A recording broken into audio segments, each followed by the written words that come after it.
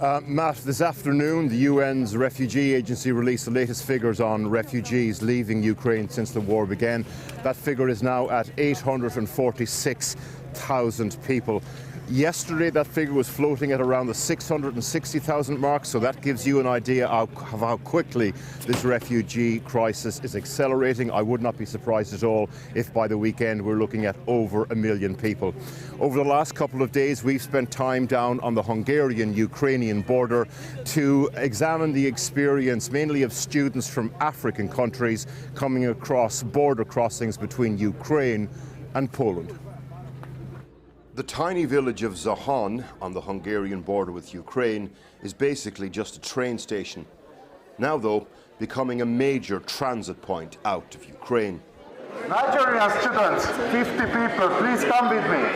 Nigerian embassy officials are here, for example, transporting hundreds of people to Budapest, mainly students who've been walking for days. The people we spoke to said they'd come out via Hungary in order to avoid the Ukrainian-Polish border exit points to the west. Budapest. Suddenly, word spreads the train on platform 1 is leaving for Budapest. Even here on the border, war, too close for comfort. It's a false alarm, though. Turns out the train isn't leaving for another 4 hours, so plenty of time to hear stories of the journey to the border. Like Victor's, a medical student in Kyiv, and his friend, Alao. I'm a brain surgeon resident. I don't think I've ever met a brain surgeon properly before.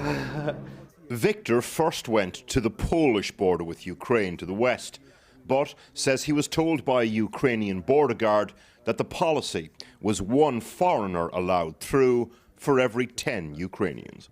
They said they had a protocol for the entry to the border, and the protocol was 10 number of the 10 Ukrainian locals to 1 number of foreigners to gain entrance to the Polish border. Did a border guard say that to you? Yes, a few of them. The lady who works with the border guard said that. They are not allowing any black people to enter inside the gates. Many of the students we spoke to said they'd come south to the Hungarian border because of phone footage like this from border crossings into Poland.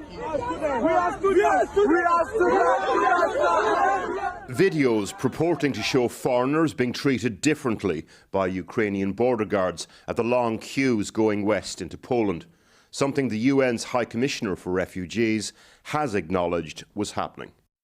Augustine's university lectures for medicine were due to start properly in March.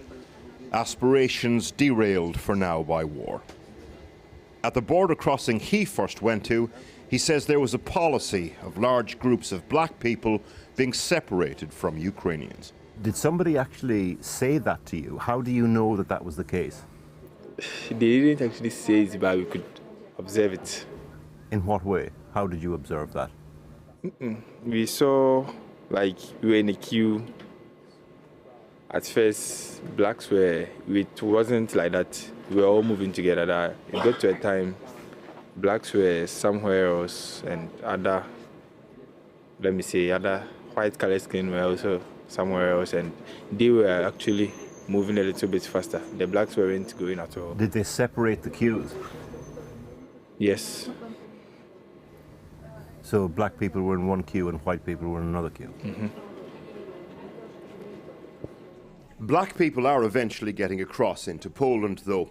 But unlike Ukrainians who are being picked up by friends and family, foreign students, for example, have to wait longer at places like Przemyśl in Poland. Właśnie odprowadzamy pana, który chodzi po Przemyślu bez dokumentów. Nie wiem po co. Żadnych dokumentów. Last night, patrols from the Polish far right confronted refugees in that town.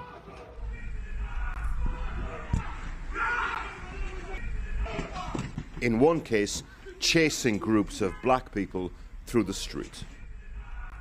In normal times, people from African nations would need to apply for Schengen visas to go from Ukraine to Poland. But because of the war, there's now no visa requirement on anyone entering countries like Poland from Ukraine. In a statement, the Ukrainian Foreign Ministry said there was a first-come, first-served policy at the border independent of race or nationality. They also said that because of active fighting, they were encouraging foreign students to stay in their place of residence.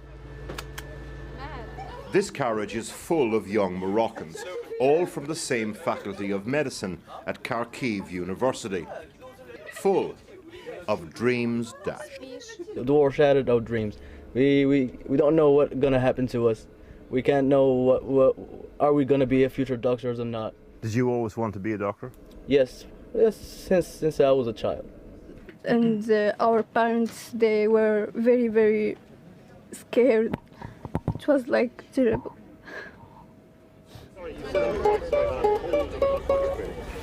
These are not the only refugees for whom war has wrecked aspirations. That's so cool. Is that you? Margarita, for example, waiting on the platform, is a Ukrainian artistic gymnastics champion. One of the casualties of war can be the aspirations of the young, people's plans for themselves torn up, inequality accentuated. In war, in other words, some are more unequal than others.